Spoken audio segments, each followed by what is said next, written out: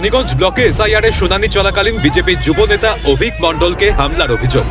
এই ঘটনায় সরাসরি তৃণমূলের বিরুদ্ধে অভিযোগ তুলে সরব বিজেপি।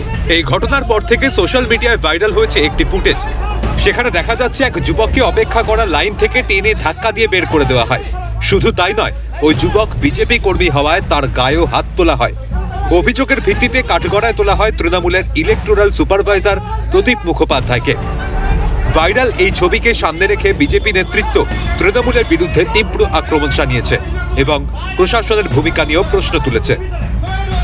আমার হাতে টোকেন ছিল, আমার হাতে কাগজপত্র ছিল। আমাকে যখন ভেতর থেকে ডাকা হয় তখন সেখানে ইলেকটোরাল অফিসার রয়েছে তৃণমূলের প্রদীপ মজুমদার বলে, তিনি আমাকে বাধা দান করেন এবং আমাকে মারধর করার চেষ্টা করেন।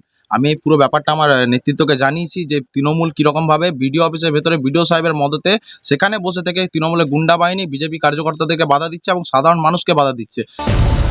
যদিও এই অভিযোগ অস্বীকার করে তৃণমূলের ইলেকটোরাল সুপারভাইজার প্রদীপ মুখোপাধ্যায় জানিয়েছেন, এই অভিযোগ ভিত্তিহীন ও রাজনৈতিক।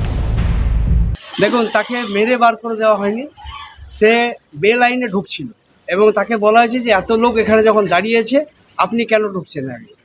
ও দেখাচ্ছে আমাদের টোকেন আছে, টোকেনটা এলো কী করে, পুরনো টোকেন নিয়ে সে দাঁড়িয়েছিল।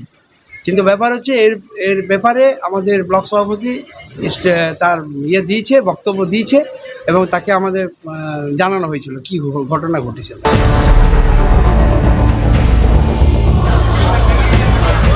শনিবার গঙ্গারামপুর বিডিও অফিস চত্বরে পুলিশের কড়া নিরাপত্তার মধ্যে দিয়ে বিচারাধীন এক বন্দির এসআইআর শুনানি অনুষ্ঠিত হয়। 2024 সালের অক্টোবর মাসে পূর্ব হালদারপাড়া বাঁধমোড় এলাকায় অভিযান চালায় গঙ্গারামপুর থানার পুলিশ। উদ্ধার হয় প্রায় 4,950 বোতল নিষিদ্ধ কাপ সিরাপ, প্রায় 13,500টি মাদক ইনজেকশন এবং একটি ডায়েরি। এই ঘটনায় পুলিশ অসীম সরকার নামে এক যুবককে গ্রেফতার করে। তারপর থেকেই অভিযুক্ত বিচারাধীন বন্দী হিসাবে জেল হেফাজতে রয়েছে। আপনাদের হিয়ারিং এ কি বানাম ভুল ছিল আপনার ছেলে নাকি? না, বানাম ভুল ছিল না, মানে ওনাকে উপস্থিত লাগবে। কি মানে কি কারণের জন্য কি ভুল ছিল যে কারণের জন্য হিয়ারিং এ ডেকেছে? ভুল ছিল হয়তো আমার আসে নাই, খালি আমার 3 ছেলে মেয়ে আসছে। কমিশনে কড়াকড়িতে যেমন সাধারণ মানুষের মনে উদ্বেগ সৃষ্টি করছে, ঠিক তেমনি তালিকার দীর্ঘদিনের ভুলও সংশোধন হয়ে যাবে বলে মনে করছেন ওয়াকিবহাল মহল। এখন দেখার কতদিনে কি হয়। আসানসোল থেকে পার্থপ্রতিম সরকার ও দক্ষিণ দিনাজপুর থেকে শঙ্কর কুমার রায়ের রিপোর্ট, ক্যালকাটা নিউজ।